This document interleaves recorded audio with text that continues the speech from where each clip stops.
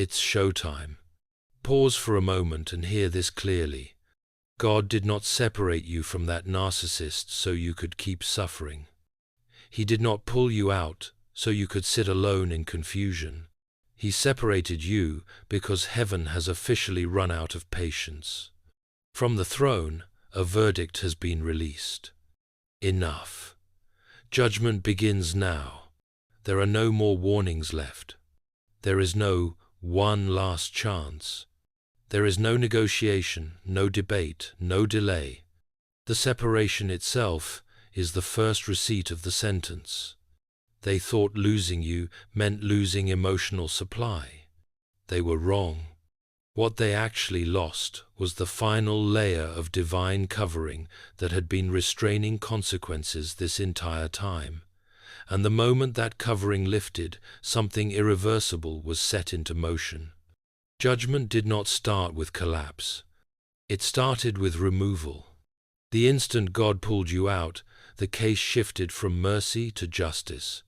And what follows is not loud, not chaotic, not theatrical, but it is severe, it is precise, and it cannot be undone. This is what happens when heaven opens court.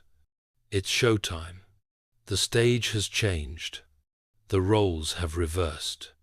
And you are no longer a character in their performance. Heaven has taken over the script. Separation was the first sentence. What you experienced was not a moment of personal strength. It was not you finally waking up. And it was not an emotional breaking point where you decided you deserved better. What happened was far more serious than that. You were separated because heaven ruled that staying any longer would mean participating in your own spiritual erosion. God did not wait for you to collapse completely. He did not wait for your identity to be erased beyond recognition. He intervened at the exact moment when endurance would have turned into destruction. And make no mistake, this was not a mutual ending. This was not a disagreement. This was not a season that simply ran its course. This was a divine extraction. The separation did not begin the day you left. It began long before that, in the quiet places no one else saw. It began the moment your prayers stopped bringing peace and started feeling heavy. The moment your spirit felt starved, while your mind kept trying to justify what your soul already knew was wrong. The moment you realized you were working harder to preserve something that was slowly suffocating you than you were working to preserve yourself. That was not weakness. That was discernment awakening. You were not dealing with ordinary conflict. You were yoked to someone who had learned how to disguise control as care, dominance as leadership, and cruelty as honesty.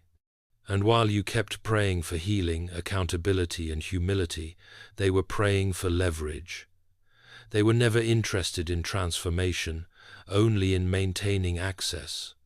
God saw the imbalance long before you could name it. He saw how much you were sacrificing just to keep the peace, how much clarity you gave up just to avoid conflict, how often you questioned your own sanity, your worth, even your calling, because someone kept twisting reality until you doubted what God Himself had already confirmed in you. And still, you stayed. You forgave again. You prayed harder. You hoped deeper. But heaven does not confuse endurance with obedience. There comes a moment when staying is no longer faith, it is self-betrayal. And when God separates His child, it is never impulsive, it is calculated, protective, and judicial. He does not extract lightly. He extracts when what is at stake is your future, your identity, and the purpose He placed inside you before the narcissist ever knew your name. You did not walk away because you were strong. You were pulled out because God was finished waiting. If you recognize that this separation did not come from your own courage, but from divine intervention, if you know deep down that something larger than you stepped in pause here for a moment, and if this reflects your lived experience, you may acknowledge it by writing, "He pulled me out," in the comments. Not to announce yourself, but to bear witness to what God has already done. Because the moment you were removed, something else happened that the narcissist never anticipated. They did not just lose you. They lost what you carried. Your presence was not neutral. You were a covering without being aware of it. Your prayers restrained consequences. Your mercy delayed judgment. Your willingness to absorb pain quietly kept things from collapsing sooner. There are people who thrive only because someone near them is interceding, forgiving, and standing in the gap without recognition. And when God separates, He does not merely relocate the wounded, He withdraws the covering from the guilty. That withdrawal is not emotional, it is spiritual. From that moment forward, the ground beneath them is no longer stable. What once worked effortlessly begins to require force. What once flowed freely begins to resist. And while they may tell themselves you were the problem, something inside them already knows the truth. The atmosphere has changed. They may not understand it yet. They may still perform. They may still pretend. But heaven has already shifted its position. And once heaven shifts, what follows is not reconciliation, not restoration, not another cycle, but judgment, moving from warning into motion. Evil is no longer called hurt.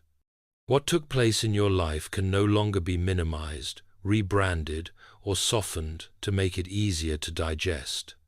It is no longer accurate to call it hurt, mistreatment, or even abuse, in the casual sense people often use to explain painful experiences. Those words are too light. They suggest damage that was accidental, emotional, or reactive. What you endured was none of those things. What occurred was deliberate. What occurred was repeated. And what occurred crossed a boundary that does not belong to psychology, personality theory, or human explanation. It crossed into the territory of spiritual violation. The narcissist did not simply wound you in moments of weakness. They engaged in a pattern of distortion that required intention. Truth was not bent once, it was reshaped continuously. Reality was not questioned, it was rewritten. Over time, what God affirmed in you was systematically dismantled and replaced with doubt, confusion, and self-blame. That is not hurt. That is desecration. You were not confused because you lacked discernment. You were confused because someone deliberately created an environment where clarity was punished and distortion was rewarded. You were not unstable. You were being destabilized. You were not overly sensitive. Your sensitivity was being targeted because it revealed what could not be controlled. The narcissist learned how to weaponize what was sacred. They took patience and reframed it as tolerance for abuse. They took forgiveness and interpreted it as permission to continue. They took silence and used it as evidence that their version of reality was correct. And every time they did this, the violation deepened. This is where heaven draws a very clear line. God does not intervene because someone is imperfect. He does not judge because someone struggles. He does not condemn because someone is broken. But when someone repeatedly chooses manipulation over repentance, when they exploit grace instead of responding to it, what was once classified as weakness is reclassified as willful violation. Violation is not defined by emotion. Violation is defined by the misuse of power over time. Identity is sacred to God, truth is sacred to God, dignity is sacred to God, and when these are intentionally dismantled to preserve control, the offense is no longer personal, it becomes covenantal. It becomes a matter of order versus corruption. The narcissist believed their actions existed in the shadows. They assumed that as long as they maintained appearances, religious, respectable, charming, heaven would remain silent. They believed intention could excuse impact, and presentation could override pattern. But heaven does not judge moments. Heaven judges trajectories. and trajectories built on deception always move toward exposure. This is why judgment does not arrive suddenly or dramatically. God observes patiently as long as repentance remains possible. He allows time, He gives opportunity. He waits to see whether the heart will soften or harden. But when the heart chooses control again and again, mercy does not disappear, it changes form. Mercy becomes restraint, and when restraint is lifted, judgment begins quietly. This is the moment many misunderstand. They expect judgment to look like punishment alone, but divine judgment begins with classification. Heaven names what has been happening correctly. It stops calling violation conflict. It stops calling manipulation miscommunication. It stops calling destruction hurt. Once evil is named accurately, it no longer has permission to continue under false labels. At that point, the issue is no longer between you and them. It is between the offender and God. And when heaven recognizes violation for what it truly is, the next movement is not explanation, not confrontation, and not debate. The next movement is withdrawal. God begins removing what was never meant to protect someone who refused correction. The narcissist thought they were winning a private battle. They did not realize they were provoking a judicial response from heaven. And that response does not begin with noise. It begins with God stepping back.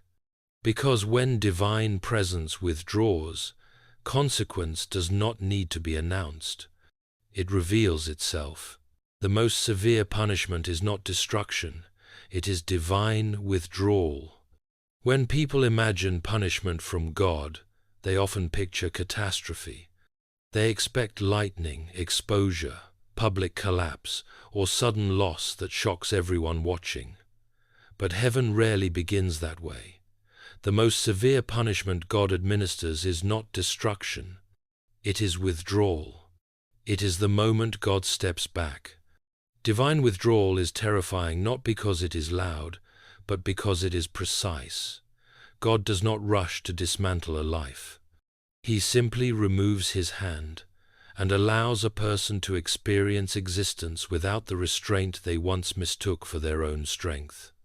For the narcissist, this is where judgment becomes unmistakable. Nothing dramatic happens at first. Life still looks intact. The structure remains standing, but something essential is missing. Peace evaporates quietly. Sleep becomes fractured. Thoughts race without resolution. The internal noise grows louder, yet clarity disappears. This is not stress. This is not anxiety. This is not coincidence. This is what happens when divine presence withdraws. The charm that once worked effortlessly begins to fail. Words that once controlled now fall flat. The same manipulation tactics produce diminishing returns. People become distant without explanation. Opportunities stall without reason. The narcissist pushes harder, speaks louder, performs more intensely, but the atmosphere resists them. Because what they lost was never superficial. They lost favor. Favor is not talent. Favor is not intelligence. Favor is not strategy. Favor is the invisible permission God grants that allows things to work beyond what effort alone can produce. And when favor lifts, effort feels heavy, outcomes shrink, and resistance appears everywhere. This is why divine withdrawal is the most severe form of punishment. God does not need to accuse. He does not need to argue. He does not need to defend you publicly. He simply removes what was never owed. The narcissist may still tell themselves they are thriving. They may still curate appearances. They may still posture confidence. But inside, something is unraveling. The sense of control that once anchored them no longer holds. Their inner world becomes restless, agitated, and hollow. They are surrounded by people, yet feel alone. They speak constantly, yet feel unheard. They perform endlessly, yet feel unseen. This is not because you left. This is because God did. Divine withdrawal exposes what manipulation was hiding. When God's presence lifts, the soul is forced to face itself without distortion. Conviction replaces distraction, silence replaces noise. And in that silence, unresolved guilt, unrepented patterns, and buried truth rise to the surface. This is why the narcissist cannot rest. Rest requires alignment. Peace requires humility. And clarity requires truth. Without repentance, none of those are accessible. What makes this punishment severe is that it is continuous. There is no quick relief, no external fix, no human solution. The narcissist cannot charm their way back into divine favor. They cannot manipulate their way into peace. They cannot perform their way into rest. Because what was withdrawn was not emotional support. It was spiritual restraint. God restrained consequences for longer than they deserved. He delayed exposure longer than justice required, and he did so not because the narcissist was innocent, but because mercy was still offering time to turn back. But once violation was named correctly, restraint was no longer appropriate. Withdrawal became necessary. And when God withdraws, he does not announce it. He allows the results to speak. The narcissist begins losing what they cannot replace: inner stability, relational credibility, and the illusion of control. They start reacting instead of orchestrating. They start scrambling instead of commanding. They start defending instead of dominating. And all the while, heaven remains silent. That silence is not indifference.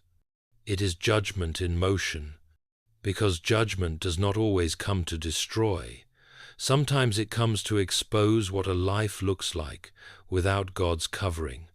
And once that exposure begins, the unraveling continues, not suddenly, but steadily. This is why divine withdrawal is irreversible without repentance. God does not rush back to cover what refuses correction. And as that withdrawal deepens, judgment moves from the internal realm into the visible one. Not all at once, but layer by layer, until what was once hidden begins to weaken in full view. Because when God steps back, reality steps forward. And reality is never merciful to what has been living on borrowed grace. Judgment begins in silence, and it cannot be reversed. Most people misunderstand how divine judgment begins. They expect an explosion, a scandal, a moment so dramatic that everyone immediately recognizes punishment when it appears. But heaven does not operate on human theatrics. God does not announce judgment to satisfy curiosity. He releases it to restore order. And order begins in silence. When judgment starts, it rarely enters loudly. It enters quietly, slipping beneath appearances, dismantling foundations before touching structures. From the outside, things may still look intact. The narcissist may still be standing, still speaking, still performing, but internally, something critical has already shifted. The silence has begun. This silence is not peace. It is not calm. It is not rest. It is the absence of divine engagement. Prayers feel unanswered, not because God is cruel, but because heaven has already rendered a verdict. Words that once felt powerful now echo back empty. Spiritual language loses its effect. The narcissist may still invoke God's name, but it no longer carries authority, only habit. This is what it means when heaven stops responding. Judgment does not argue. Judgment does not explain. Judgment disengages. Relationships begin to thin out, not dramatically but subtly. People who once admired them grow distant without knowing why. Conversations lose warmth, trust erodes. The room feels colder, even when nothing obvious has changed. This is not coincidence. It is the natural effect of living without divine alignment. Silence exposes what noise was hiding. Without God's restraint, pride no longer feels justified. Control no longer feels secure. Confidence becomes defensive. And the narcissist, who once thrived on attention and reaction, finds themselves increasingly starved of both. They talk more, but fewer listen. They defend more, but convince less. They push harder, but gain nothing. This is judgment unfolding. Because judgment is not about humiliation first, it is about isolation. Not physical isolation, but spiritual isolation. The kind where someone feels cut off, even when surrounded by others. Where no amount of performance restores connection. Where every attempt to regain control only highlights how much has already been lost. The most sobering truth about this stage is that it is irreversible without repentance. Silence is not a warning. Silence is the result of warnings ignored. There was a time when conviction whispered, when discomfort nudged, when conscience stirred. But those signals were dismissed, rationalized, or overridden. And when conviction is silenced long enough, heaven eventually honors that choice. God stops interrupting. This is why judgment feels confusing at first. The narcissist cannot point to a single event. There is no clear enemy to blame, no obvious attack to defend against. Just resistance everywhere they turn. Doors that no longer open.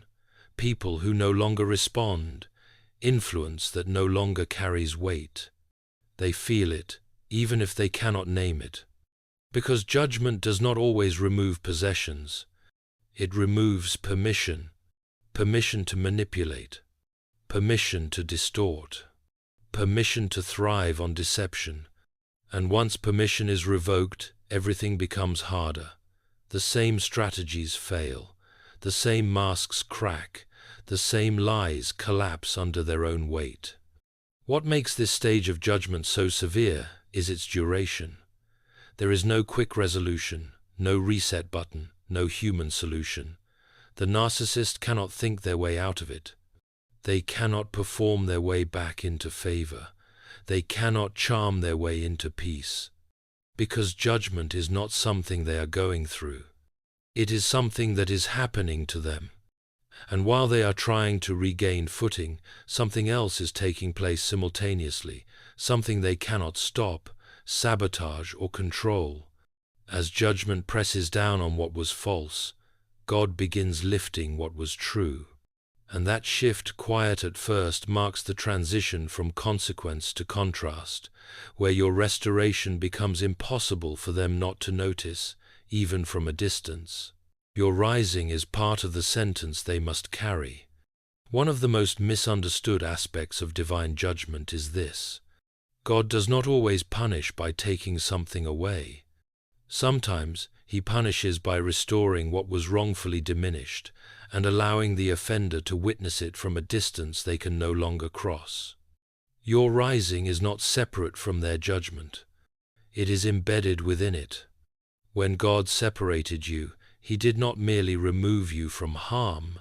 He removed you from their control, their narrative, and their reach. And once that separation was sealed, heaven began a work they cannot interrupt. Not loudly, not all at once, but deliberately. What begins returning to you first is not visibility, it is stability. Your mind clears, your spirit steadies, your reactions soften. The chaos that once lived inside you no longer has authority. This is not because time passed. It is because God is rebuilding what manipulation tried to dismantle. And as He does, something becomes increasingly uncomfortable for the one who caused the damage. They can feel the contrast. They sense that you are no longer reachable through confusion, that your silence is no longer fear, that your distance is no longer punishment, it is finality. And that realization settles heavily, because narcissistic control cannot survive without access. They are forced to watch something they cannot sabotage. Your peace becomes undeniable. Your clarity becomes visible. Your strength becomes quiet, but unmistakable. And the most severe part of this judgment is not jealousy, it is recognition. Deep down, they know that what is rising in you is something they can never reclaim.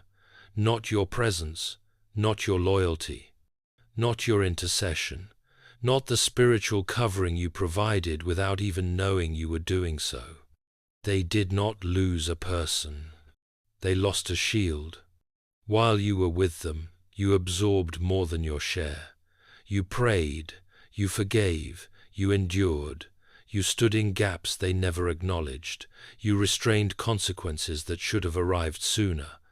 And when God removed you, He did not just free you, He allowed reality to resume its natural course. Now they must carry the weight alone. Your restoration becomes a living verdict, not spoken, not announced, simply observed, and because it is not loud, it is more convincing than any accusation could ever be. You do not explain yourself. You do not defend your story. You do not revisit the past. You live forward. And that forward movement confronts them with a truth they cannot escape. What they tried to erase has been affirmed by heaven. What they tried to silence has been strengthened. What they labeled weak has become immovable. This is not vindication fueled by pride. This is justice expressed through alignment. They cannot re-enter your life, but they cannot ignore the shift either. Your name is no longer associated with confusion. Your presence is no longer tied to chaos. Your absence has weight. And that weight presses on them daily, not because you want it to, but because judgment requires it. God does not allow restoration to be hidden when accountability is necessary. He restores publicly enough for the truth to stand, but privately enough to protect your humility.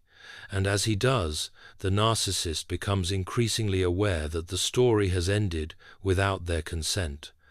They are no longer central. They are no longer consulted. They are no longer in control. And for someone who built their identity on dominance, that loss is unbearable, not because they miss you as a soul, but because they miss the power your presence gave them. This is why your rising is inseparable from their judgment.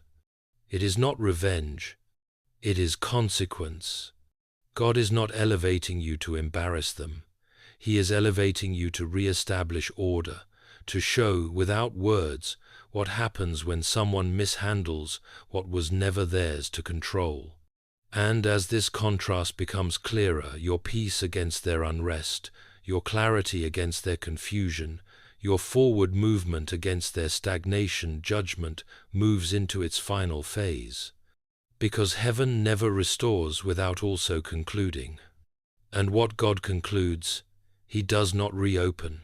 The verdict has been released, and heaven will finish what it started. There comes a moment when judgment is no longer forming. It is no longer pending. It is no longer restrained. It is no longer reversible. That moment is called verdict. A verdict is not an argument. It is not a warning. It is not an invitation to explain or defend. A verdict is the final decision of authority, rendered after every fact has been weighed, every pattern examined, and every opportunity for repentance exhausted. Heaven does not rush to this point. But when it arrives, it does not retreat. The narcissist may still be breathing, they may still be speaking, they may still be functioning on the surface, but spiritually, the ruling has already been issued. What remains now is not deliberation, but execution, the slow, undeniable unfolding of consequences that align reality with truth. This is what many fail to understand about divine judgment. God does not always destroy immediately. He concludes. He closes chapters that will never be reopened. He seals doors that will never respond again. He withdraws access permanently, not as punishment alone, but as protection for what he has already restored. The verdict does not require your involvement. You are not the witness. You are not the prosecutor. You are not the enforcer. Your role ended the moment you obeyed and stepped out. From that point forward, heaven took over. This is why you no longer feel the urge to explain yourself. This is why defending your name feels unnecessary. This is why the past no longer pulls at you the way it once did. When God rules, He does not ask His children to keep testifying. He establishes truth so thoroughly that lies collapse under their own weight. The narcissist will feel this most in what never returns. The access that is permanently closed. The influence that never fully recovers. The authority that never quite works again. They may attempt to rebuild. They may try to rewrite the story. They may search for substitutes to replace what was lost. But what God removes under judgment is not replaceable. It leaves a shape nothing else fits. And that absence follows them, not as guilt alone, not as regret alone, but as awareness. Awareness that something sacred was mishandled. Awareness that mercy was squandered. Awareness that the loss they now carry was not accidental, it was decreed. This is not revenge. This is holy order being restored. God does not humiliate for entertainment. He does not expose for spectacle. He corrects to re-establish what was violated. And when correction reaches its conclusion, peace settles not only for the one who was wounded, but for the structure of justice itself. You are not rising to spite them. You are rising because God is faithful. You are not restored to prove them wrong. You are restored to prove God right. What was meant to break you has become evidence. What was meant to silence you has refined your voice. What was meant to erase you has clarified your position, not above others but firmly within alignment. This is what happens when judgment completes its course. The wounded are not just healed. They are repositioned. The offender is not just confronted, they are concluded. And heaven does not revisit what it has finished. So if there is a stillness in you now, a quiet certainty, a grounded peace, a lack of urgency to look back that is not indifference, that is alignment with a verdict already rendered. Judgment has begun. Judgment has moved. Judgment is concluding. And what God concludes, no human hand can reopen. The stage is no longer theirs. The script is no longer negotiable. The outcome is no longer in question. Heaven has spoken, and heaven always finishes what it starts.